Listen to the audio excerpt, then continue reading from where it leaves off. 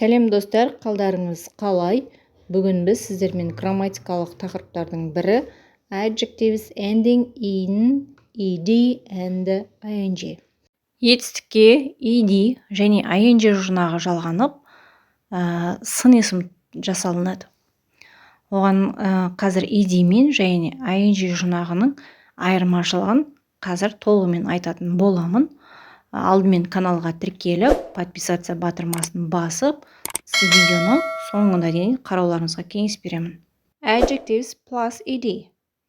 Адам баласы өз сезімін білдіргенде қолданылады. Мысалға, I am tired. Мен шаршадым. Мен өзімнің шаршағанымды, эмоциямды, яғни өзімнің сезімімді білдіріп тұрмын, шаршағанымды көрсетіп тұрмын. I am bored. Менің ішім пысты, яғни мен зеріктім. I am excited to see you. Мен сені көргеніме қуаныштымын, яғни сезімін, эмоциясын білдіріп тұр. Осындай өзінің сезімін білдіретін сөйлемде біз adjectivesке ed жұрнағын жалғаймыз.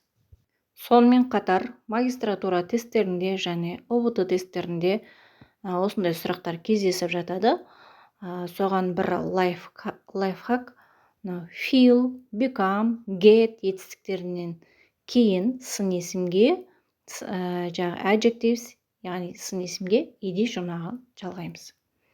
Естеріңізде болсын, feel, become, get сөздер келетін болса, онда автоматты түрде сіздер ed жұрнағы жалғанған сөзді таңдайсыздар. Мысалға, I get tired. I feel excited. Ал енді сын есімге ing жұрнағын жалғануның жасалуына қарайық. Мысалға, яғни біреудің мінезін сипаттағанда, немесе жануарларды және жансыз заттарды сипаттағанда қолданамыз. Мысалға, he is tiring man. Яғни ол шаршататын адам. Яғни белгілі бір тұлғаның мінезіне сипаттама беріп тұрмыз. Яғни осындай жағдайда біз сын есімге ing жұрнағын жалғаймыз.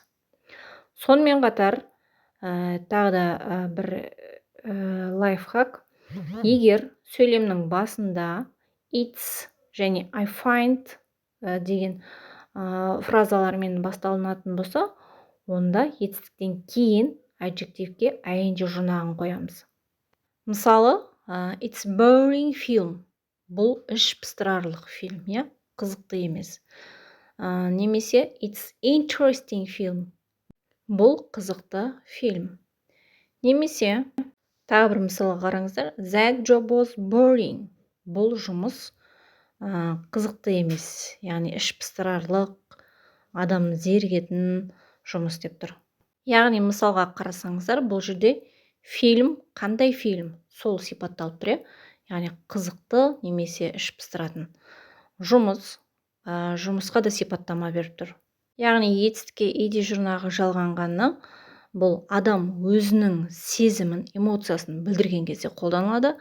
Ал етістікке ing жұрнағы жалғанғаны бұл біреудің мінез құлқын сипаттағанда, немесе бір затты, фильмді, осындай бір ситуацияны сипаттағанда етістікке ing жұрнағын жалғанған түрін қолданамыз.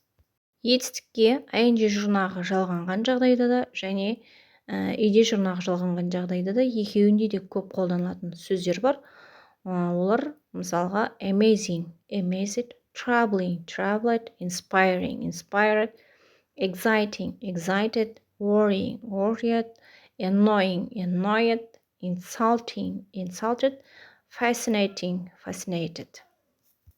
Әрине, етістіктер мұнымен ғана шектеліп қалмайды, бұдан басқа да етістіктер бар. Сабақ пайдалы болса, лайк басып, комментарий жазып, каналға тіркеліп кетіңіздер. Келесі кездескенше, goodbye!